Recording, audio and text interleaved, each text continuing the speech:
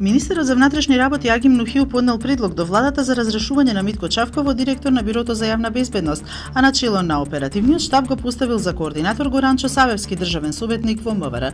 Нухил формирал работна група која треба да утврди пропусти и пречекорување на овластувањата и неизвршување на работните задачи.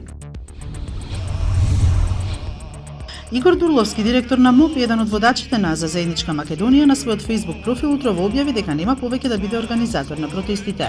Дурловски го има на видеоснимките и фотографиите во собранието на 27 април, кога насилниците ги тепаа пратениците од парламентарното мнозинство и новинарите.